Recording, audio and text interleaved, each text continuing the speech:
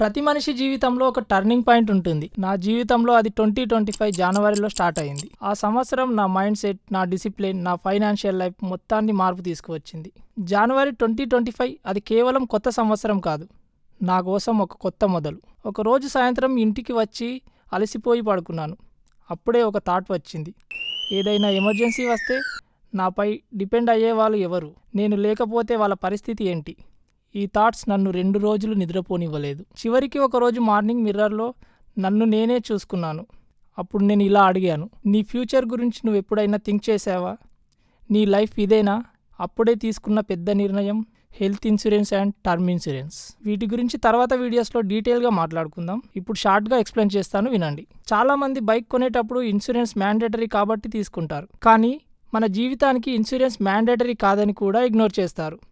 కానీ ఒక్కసారి hospital bill వచ్చేస్తే అప్పుడు అర్థమవుతుంది. కానీ నాకు ఆ భయం లేదు, ఎందుకంటే నా మొదటి అడుగు ఇన్సూరెన్స్తోనే స్టార్ట్ అయింది. ఇన్సూరెన్స్ తీసుకున్నాక నాకు వచ్చిన మెంటల్ పీస్ అది డబ్బుతో కొనలేని ఫీలింగ్. ఇప్పుడు మెయిన్ టాపిక్లోకి వెళ్దాం. అదే మన ఫ్యూచర్ జర్నీని డిసైడ్ చేస్తుంది. అదే ఇన్వెస్ట్మెంట్.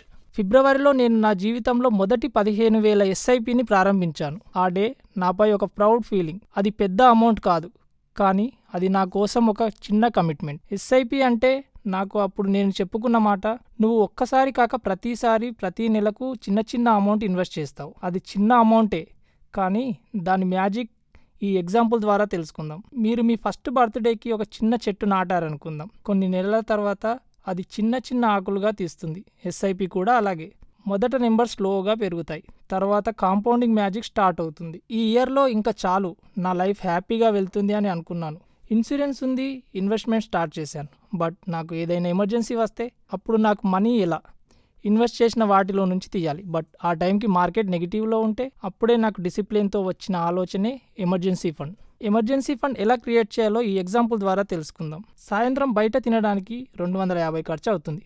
నేను ఆ రోజు బయట తినకుండా అదే 250 ఎమర్జెన్సీ ఫండ్లో పెట్టేవాడిని. ఎమర్జెన్సీ ఫండ్ పెరుగుతున్నప్పుడు నాలో కలిగిన ఫీలింగ్, ఏదైనా సమస్య వచ్చినా నేను దాటగలను అనే కాన్ఫిడెన్స్ని ఇచ్చింది. ఇది చాలా పెద్ద విషయమని నాకు అప్పుడు అర్థమైంది.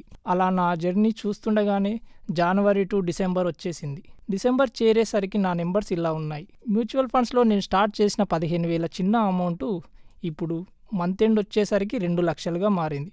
నేను ఎస్ఐపి చేసిన అమౌంట్ 1,80,000. బట్ నేను మీకు ముందుగానే చెప్పినట్టు small amounts middle of the మంత్లో ఇన్వెస్ట్ చేసేవాడిని. సో డిసెంబర్ ఎండ్ వచ్చేసరికి 2 లక్షల రౌండ్ ఫిగర్గా దాన్ని మార్చాను. కానీ ఈ ఇయర్లో నాలో వచ్చిన మార్పులు, నేను డిసిప్లిన్ నేర్చుకున్నాను, మనీని రెస్పెక్ట్ చేయడం నేర్చుకున్నాను, ఫ్యూచర్ని కంట్రోల్ చేయగలననే నమ్మకం వచ్చింది. మొదట health insurance and term insurance ఉంటేనే మీరు ఇన్వెస్ట్మెంట్ దగ్గరికి వెళ్ళండి. వీటన్నింటికంటే ముందు మన దగ్గర ఉండాల్సింది ఎమర్జెన్సీ ఫండ్. అది 3 నెలల నుంచి 6 నెలల ఎక్స్పెన్స్ ఉంటే చాలా మంచిది. హ్యాబిట్స్ బిల్డ్ అయితే మనీ ఆటోమేటిక్గా గ్రో అవుతుంది. ఇది నా ప్రయాణం. నేను ఎక్స్ట్రాడినరీ కాదు, నా దగ్గర కూడా 0 నుండే ప్రారంభమైంది. మీరు కూడా ఈరోజే చిన్నదైనా మొదలు పెట్టండి. ఈ కథ మీకు ఇన్స్పైరింగ్ అయితే లైక్ చేయండి, షేర్ చేయండి. మరిన్ని ఇలా రియల్ జర్నీలు, ఫైనాన్షియల్ క్లారిటీ వీడియోస్ కోసం సబ్స్క్రైబ్ చేయండి. నెక్స్ట్ వీడియోలో నేను 2026లో ఫిక్స్ చేసుకున్న కొత్త ఫైనాన్షియల్ గోల్ గురించి చెప్తాను. Until then start small, stay consistent, build your future. ఇది నా 1 ఇయర్ జర్నీ.